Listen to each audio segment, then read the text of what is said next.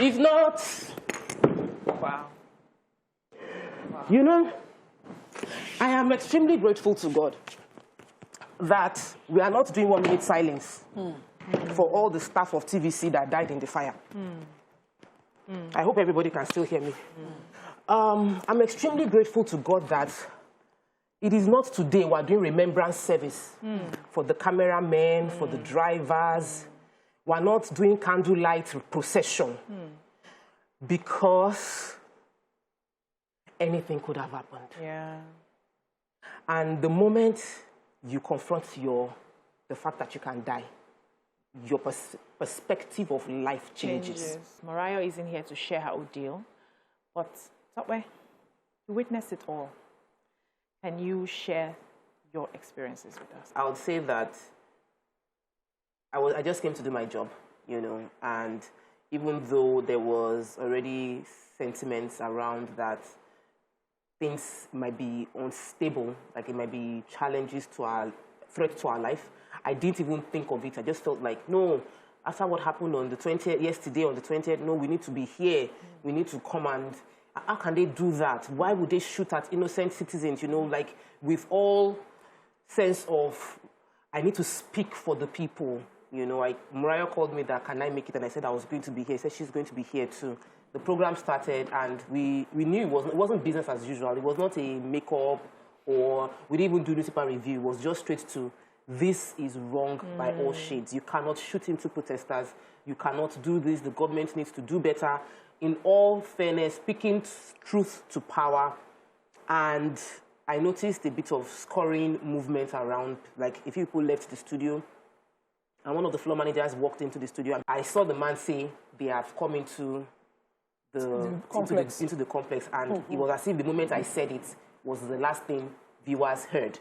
And we were wondering what are we going to do. They're already outside. We all sat down in the studio thinking this was the safest place to be until people online were telling us that I am watching you. I live around your area. The building is burning already.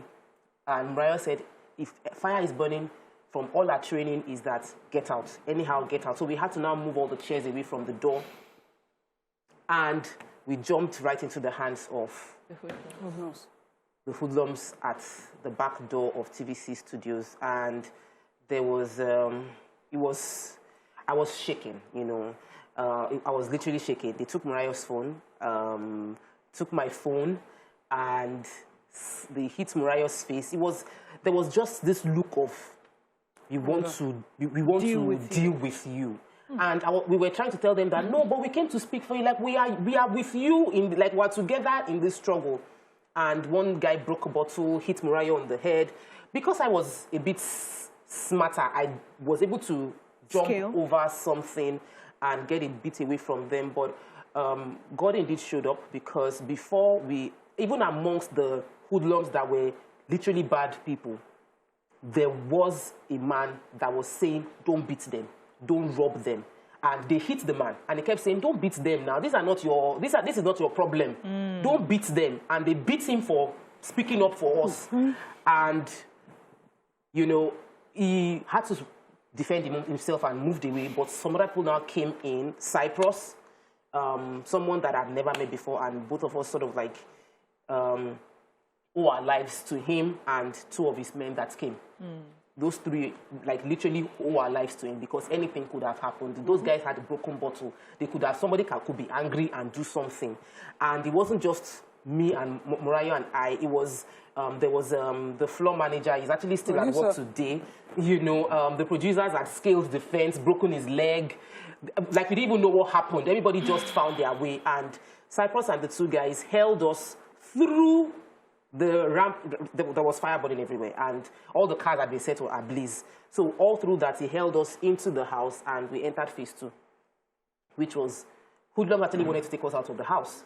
And what most people don't realize was we were actually, they were trying to get into the guy's house, that we were there. So it wasn't like leaving TVC was the end of it wasn't the end of what happened. We were still being under attack in that house. They had to lock up the door, get more of the men on ground within this area to lock the gates to the streets and keep us out of sight. were threats. People were saying, oh, you are lucky you did not come. If you had shown up, you especially, you know, how dare you? Things like that. I'm like, so who are these people? Every day when we show up here and when we speak about what all of us are going through together, when this conversation started about police brutality, we were one of the people that started this conversation, bringing different people, giving them a platform to speak up. And then all of a sudden, we now became a scapegoat for some agenda, because I don't get it. I don't know what that was about. Because you cannot call any one of us here and say that we supported police brutality in any form. So if you now then harassed us and you were willing to even take a life on this table, what was it about? It definitely was not about police brutality. There were some parts of the story I did not share. Yeah. Because when we finally got out of the studio and we saw this group of hoodlums, they were not just there to loot. They looked like they wanted to cause us. They wanted to cause us physical bodily harm. Hey. There were some of them that wanted to that tried harassing us sexually.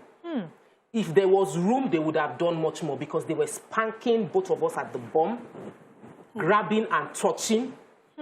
That is the part of it. It happened. I didn't want to mention it on air, but it happened. We were touched. It was wrong. It was, you know, at the end of the day, on this show, for talking, everybody knows, Morayo said several times, I've gotten suspended several times because I will talk.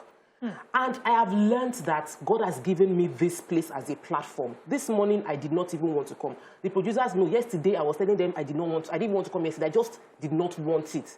And my husband looked at me and told me, you can't chicken out. God did not keep your life for you to now say you cannot face it. Yeah. So you will face it and you will overcome. So we must realize the fact that everybody here, everyone you see on TV, everybody is wearing the same shoes and is pinching. You might think that the shoe is glittery, but it's not. They say they are at the gates, that they are already at the gates. They are hoodlums at our gates. Suddenly gripped by fear, with staff running to safety, while its uninvited guests raged. What our mommy? What are they doing? This is crazy. See, guys, see. Like, They've set the bus on fire. They've set TVC bus on fire.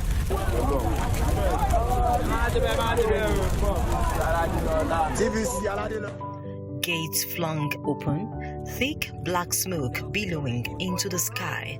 The world-class TVC communications studio was up in flames. The entire building is on fire now. The entire building is on fire. They burnt all our cars. They burnt my car, burnt Morayo's car.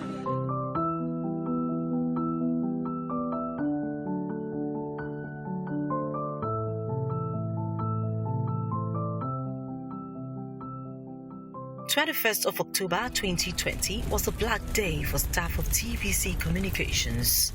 This was the aftermath of the nationwide EndSARS protests.